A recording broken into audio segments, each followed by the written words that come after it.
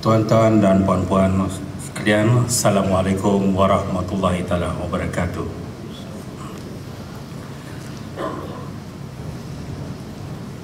Teknopen IOI. Ia merupakan sebuah kerangka pelaksanaan fungsi dan peranan bahagian teknologi pendidikan Sabah yang dibuat secara berfokus. Teknopen IOI diambil daripada perkataan teknologi pendidikan, input, output, dan impact. Program ini adalah berbentuk open source, iaitu di mana penerapan perkara-perkara baru yang dimasukkan dalam program ini mengikut keperluan semasa. Tuan-tuan dan puan-puan, KPI pelaksanaan Teknopen IOI iaitu ada 4 modul yang telah ditetapkan dalam tempoh semasa ini, iaitu kajian tindakan, project based learning, e-learning, digital storytelling. Untuk KPI kajian tindakan, iaitu pertambahan sekolah melaksanakan kajian tindakan, penghasilan jurnal, penghasilan bahan inovasi, pelaksanaan seminar kajian tindakan, pelaksanaan pasukan kajian tindakan sekolah.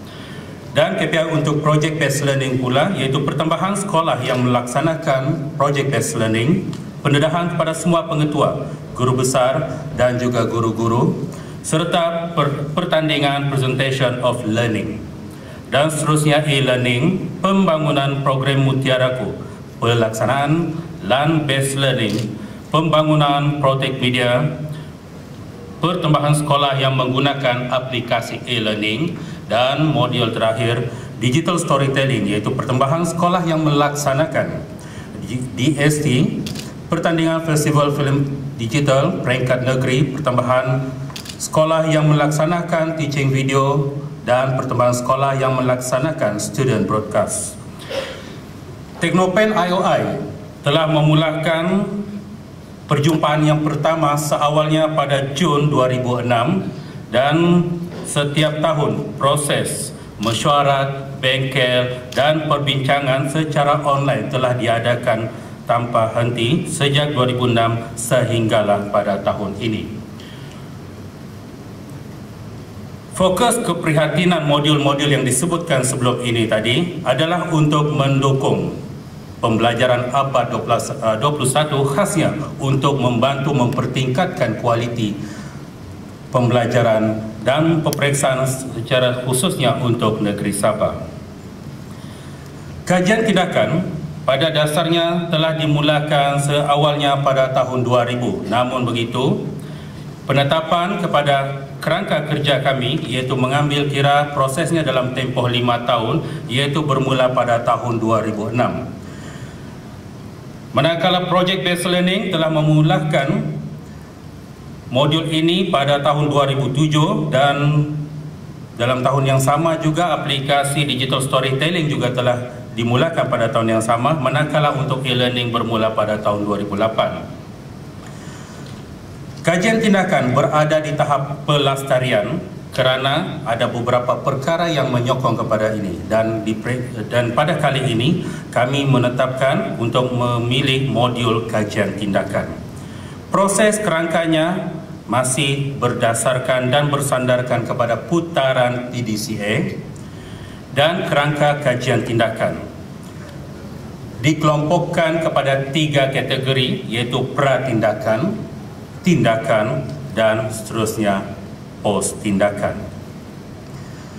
Berbeza dengan kajian-kajian penyelidikan yang lain, kajian tindakan telah menetapkan bahawa adalah satu proses rawatan dan tidak memerlukan seseorang itu mempunyai master ataupun PhD barulah boleh menjadi seorang penyelidik.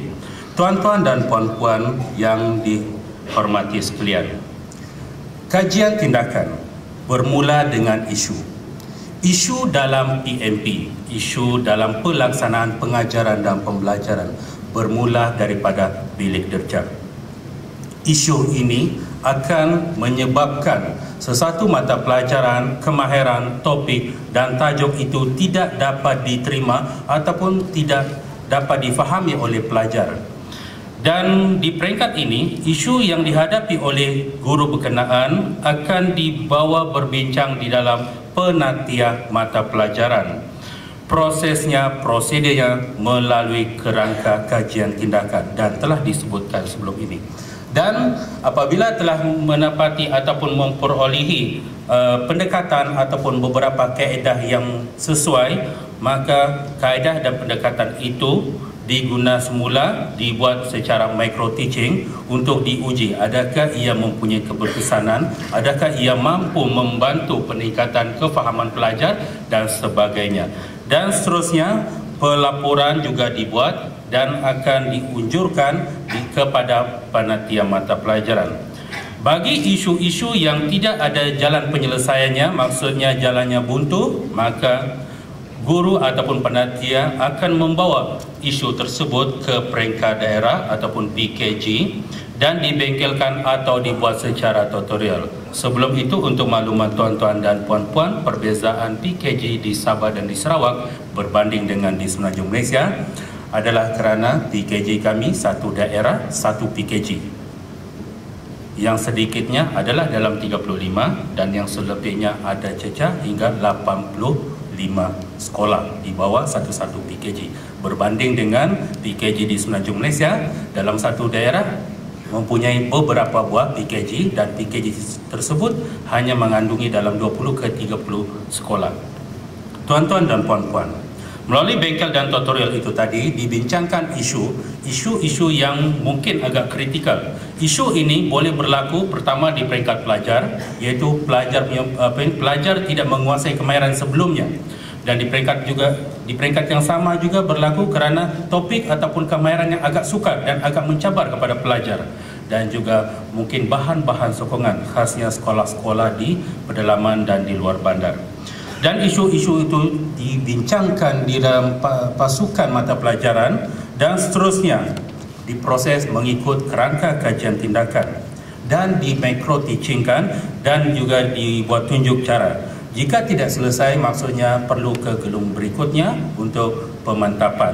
Dan jika bahan itu telah berjaya membantu untuk menyelesaikan isu tersebut, kaedah ataupun pendekatan yang telah diperolehi itu akan dibuat dalam bentuk laporan dan juga akan dibentang di daerah yang melaksanakan program seminar, serendah-rendah seminar di peringkat sekolah, di peringkat daerah ataupun di peringkat negeri. Ataupun sekolah itu boleh membuat kompilasi kajian tindakan ataupun daerah juga boleh memilih beberapa bahan yang dikategorikan sebagai bahan inovasi untuk dipromosikan ataupun dibawa diangkat ke peringkat negeri. Dan di peringkat negeri pula bahagian teknologi pendidikan menjadi urus setia Jawatankuasa Penasihat Teknologi Pendidikan Inovasi untuk negeri Sabah memilih beberapa tajuk yang sesuai untuk dimurnikan dan dimasukkan dalam jurnal dan juga dibentangkan di seminar yang dijalankan di peringkat negeri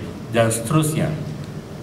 Bahagian teknologi pendidikan bersama dengan pasukan kajian tindakan, pasukan Teknopen IOI membangunkan bahan tersebut untuk menjadi prototipe dan seterusnya dibangunkan menjadi bahan maujud dan disebarkan ke sekolah-sekolah di seluruh negeri Sabah.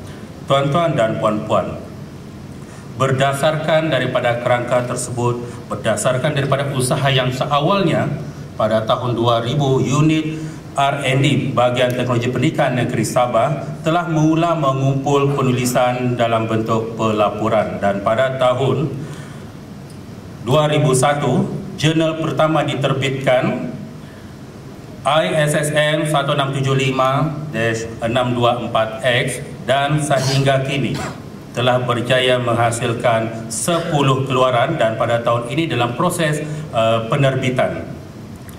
Dan daripada jurnal kajian tindakan ini juga beberapa bahan inovasi telah dapat dicungkil dan telah dikongsikan di beberapa siri seminar dan juga beberapa siri perkongsian ilmu. Dan pada tahun 2006 sebuah kompilasi telah dapat dihasilkan untuk edisi yang pertama dengan mengumpulkan laporan kajian tindakan sejak 2003 sehingga 2006. Dan seterusnya, pencapaian untuk kajian tindakan yang telah dijurnalkan